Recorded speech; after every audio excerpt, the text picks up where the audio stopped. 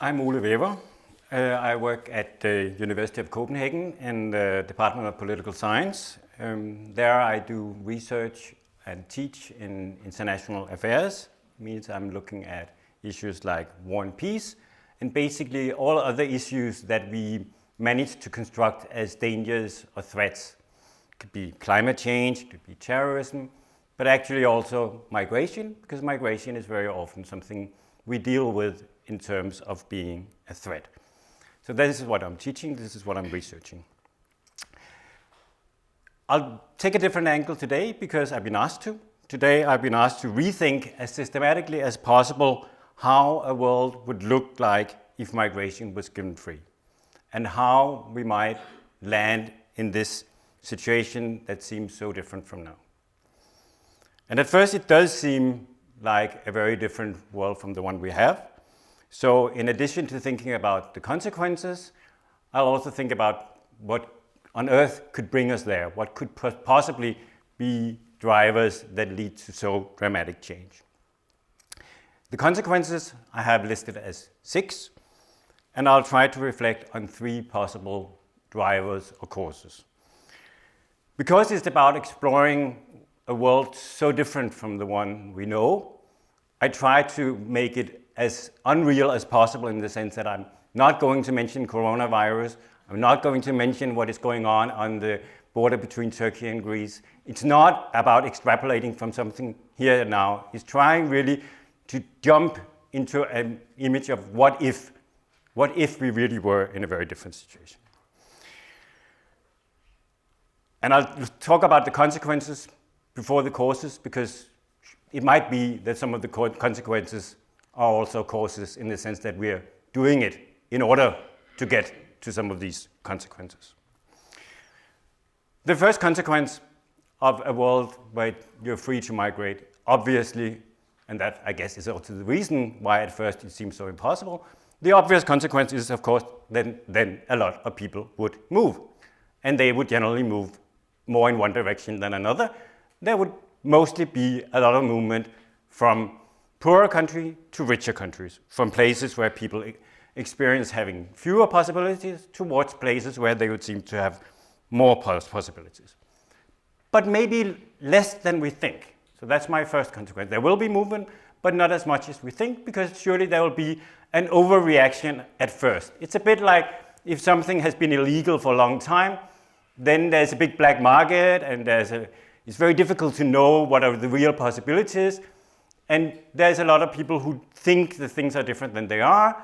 But when something becomes really free, then that's after all one of the blessings of a market. Then it also becomes more transparent, and you become more realistic about what it is you can get. And therefore it will actually probably stabilize at a more natural level than what we think. That's the first effect. The second effect is that, of course, there is a strong economic rationale for this rearrangement of populations. Paradoxically, at first, the whole vision of a world free from migration sounds very radical or leftist, but in some other sense, it's of course ultra-liberal. It's a world of free movement of labor. It's a world where everything is individual choice. We all are free to choose as maximally as possible in the extreme sense. And it is ultra-liberal in the capitalist sense of being a world where we, in a sense, match everyone optimally to the possibilities of what they could do work-wise. And therefore, the second effect will be a huge economic growth boom in the sense that we will match resources and possibilities maximally. That is, of course, environmentally problematic, and therefore we would have to rethink maybe where that new economic boom is challenged. But the fact is, it's economically super much more efficient and productive. Far more people will be matched with what is their optimal placement. The third effect will therefore also be a huge economic inequality. We will get much more people who will be getting ultra-low salary jobs, and there will be others becoming very rich. But even this might still be beneficial for the poorest in the world, because there will clearly also be a flow of salaries from people working in new places back to the places they came from. these three are mostly economic and mostly relatively unsurprising. Then comes the fourth consequence, which is maybe more surprising and maybe also more speculative.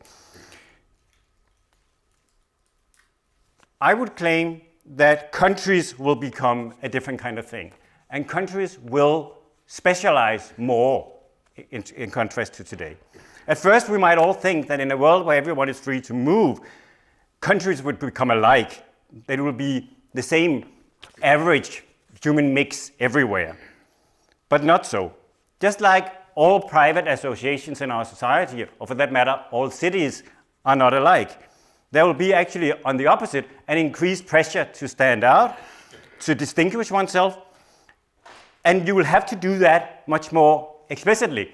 You would have to be able to articulate, what do we stand for? Are we specifically defined by being more environmentally friendly, or by being more growth-oriented, or being more culture-oriented, whatever? You would have to specialize and articulate that, and you would have to do it in terms of where you're heading, who you want to be, not where you come from. It's not as in the past where you can say, oh, we are like this because we are like this, because we were like this, because this is who we were born to be.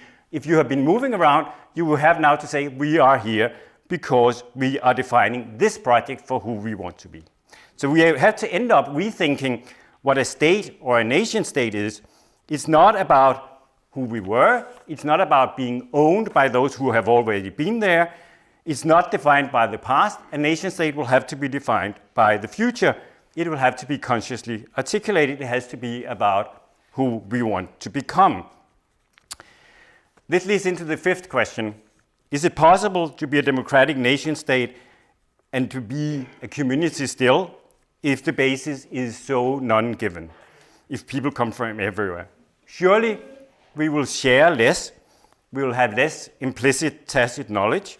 You have to be much more explicit about why you are where you are, that you have a choice and a commitment to be there. So in that sense, you have to be much more committed in order to be in any place. And here follows the sixth consequence, the cultural aspect. Will we become culturally more alike in a world like this? The same average population? No. Partly for the reason I already gave, that we will have different projects that we're unified about. Partly also because coincidences matter and coincidences reproduce. But maybe more importantly, because the mix itself will become part of who we are. The best metaphor for this is probably Singapore. Thinking about Singapore, everyone will be, in that sense, a bit more like a larger Singapore, that they're still Chinese who are Chinese in Singapore, but they are Singapore Chinese, and they are very much aware of this. They are Malays, they are Indians. The Indians are conscious about being Singapore Indians, and they are all explicit and conscious about emphasizing this rather than some abstract, placeless ethnic identity. They are explicit about having chosen to live in Singapore, and thereby also conscious about living there together with those other people, meaning that the others you live together with become part of your own identity. So culturally, we are pushed into an identity being defined by who we have chosen to live together with. So in that sense, we do not become an averaged out, global alike population. We will have to be more conscious about both our different ethnic origins and about having mixed them in a specific manner. Some might wonder why I'm still talking about nation states at all. You will say, why don't we get just a world state if we have a situation where people have moved around like this? And that is probably my professional bias coming from the field of international relations. For me, states are not there because we're different. States are there because the competition between states has a life of its own, and we will still keep competing with each other, not because of our ethnic origins, but because it is a self-reinforcing form of organization. All of this was about the consequences in economics, ethnicity, politics, democracy, culture. The other question is, how might this radical change come about? Why would we ever start moving in such a different direction? And I could think about three reasons for this. The first is, in a sense, the idealistic, humanistic one, that we simply look at the world as it is now and say, this doesn't work, we can't live with this. The amount of people drowning in the Mediterranean, trying to cross into Europe, or what is happening to our own society when it's becoming too repressive, too obsessed about surveillance of those we don't think shouldn't be here. We're militarizing our own societies to a degree where we end up saying, no, we don't want to go in this direction, we have to change it. That's the idealistic possibility. A second possibility is rather a catastrophe, that something so dramatic forces itself upon us that we have to adapt to a new reality. And the obvious candidate for that is climate change. Climate change is going to move people around to a very large degree. A country like Bangladesh with 165 million people, so many of these people will not be able to live there in the future. There will be huge migrations because of this. And there will also be new possibilities opening up, parts of the world that suddenly can sustain different forms of agriculture that they don't today, Canada, Russia, etc. And there are people, specialists in climate change, who argue that basically, if we should be able to be this many people on this planet after it has changed, we simply have to reorganize how the world is using the different spaces. What is North America being used for? What is Europe used for? What is East Asia? You simply have to optimize regions in a different way. So that's an external pressure saying we have to do it for environmental reasons in that sense. And finally, the economic consequences I gave can be seen as consequences as well. That there might be a necessity for the economy for having this boost. Capitalism, after its next crisis, well, maybe I'll end up mentioning the coronavirus after all, crisis being triggered now or being triggered later, we know it will come at some point, might need a new boost after that. And as I said, having free migration will give an enormous efficiency gain to the global economy. So that might be the reason. And to round off all of this, it sounds crazy. It sounds crazy to imagine a world with free movement and so different from today. But it's even more crazy to imagine the current model continuing. The current model is far from given. We have only had nation states for a few centuries. We have only had nation states that actually control their people and control their borders for a little more than a century. It's not a very obvious arrangement. So in that sense, that is maybe even more unlikely that we will be where we have been for this short period, that we will be there for a long time, decades still.